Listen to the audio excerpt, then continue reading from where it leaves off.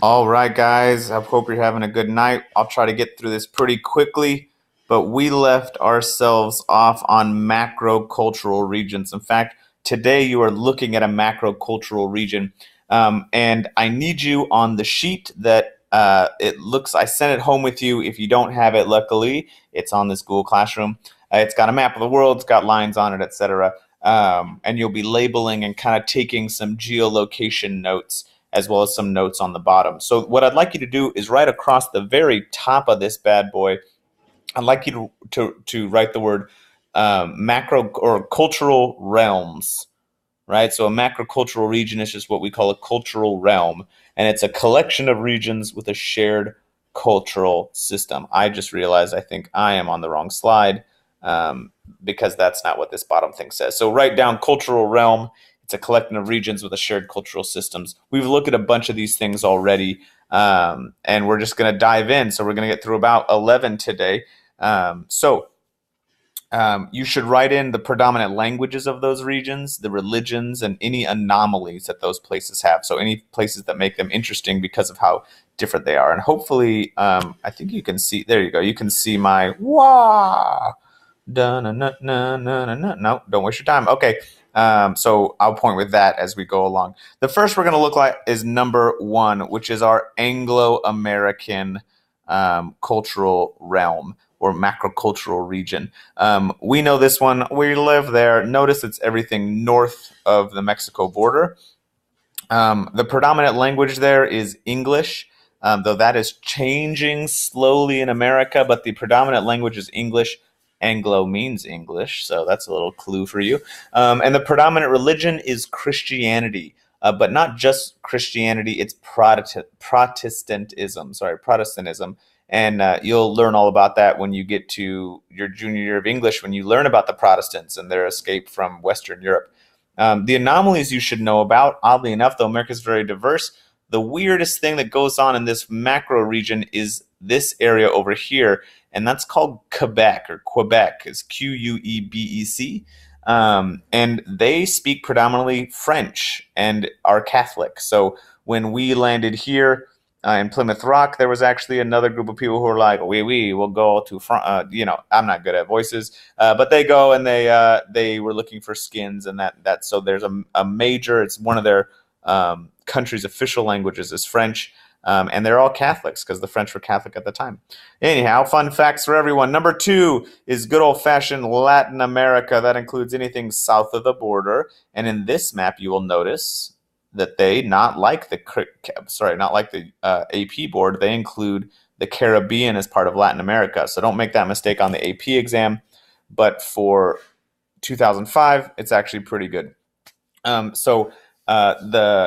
The predominant language in these Latin American countries is going to be Spanish. I think we can all know that. Different types of Spanish, though. You're not going to speak Mexican-style Spanish when you're in, Brazil, or, well, they speak Portuguese down there, or when you're in Argentina. So they have Spanish roots.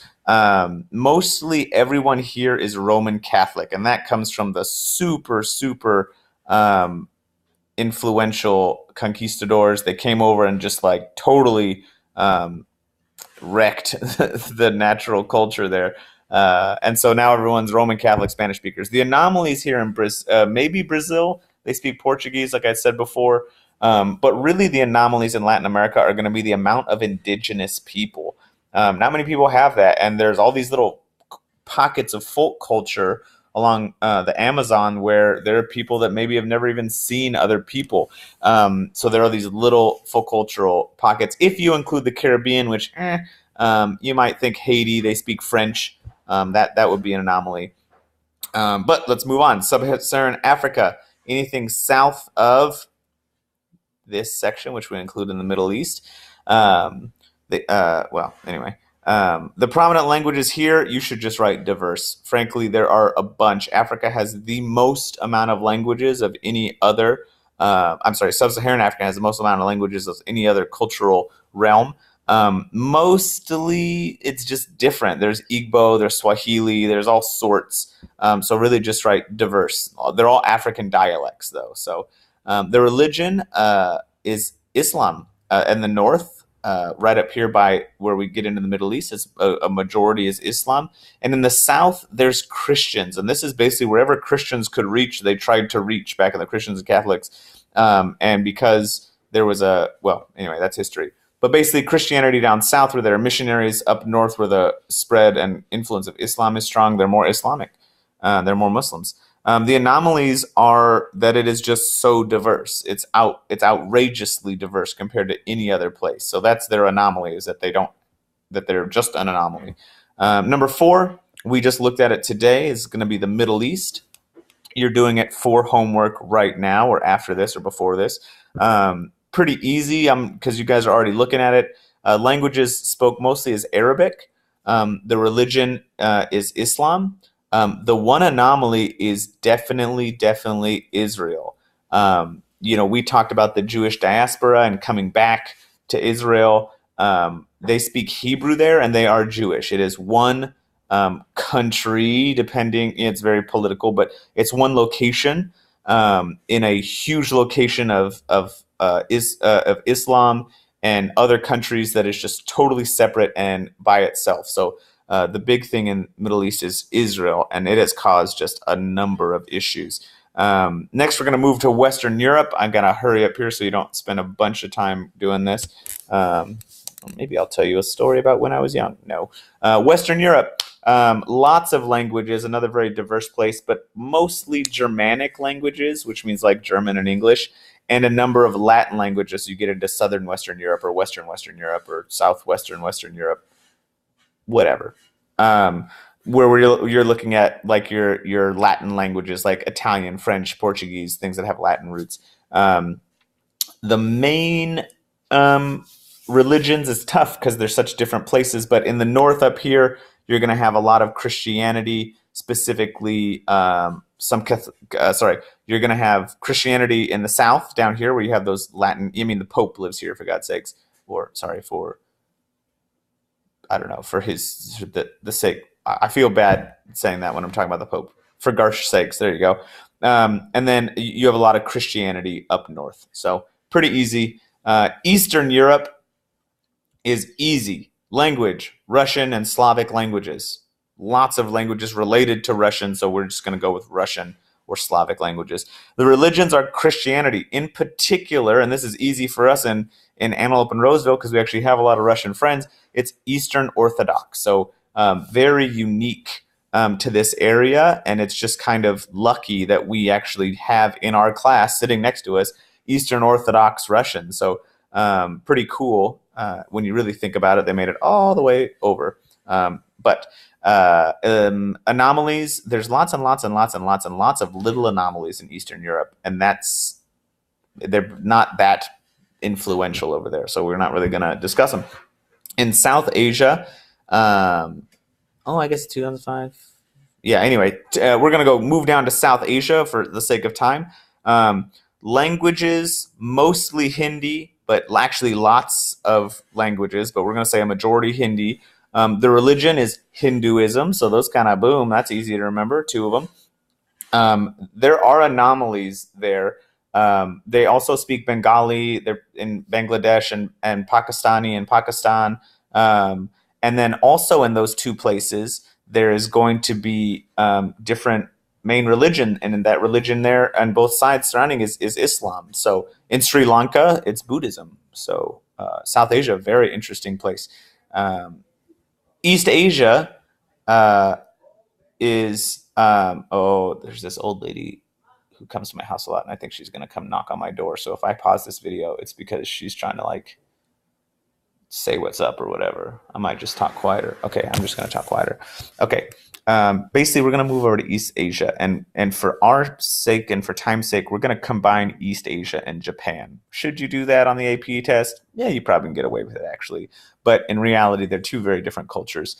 And the reason we separate them is because Japan just gets lost in the sauce of East Asia if we do this. So in East Asia, the predominant language, Mandarin Chinese, right? I mean, they have a gazillion people, over 1 billion people. Most of them all speak the same language. The anomalies in East Asian culture are going to be just the other Asian cultures that we know about in America, which are, Korean, Japanese, Mongolian. We just learned all about that. And the religion is mostly Buddhism around here.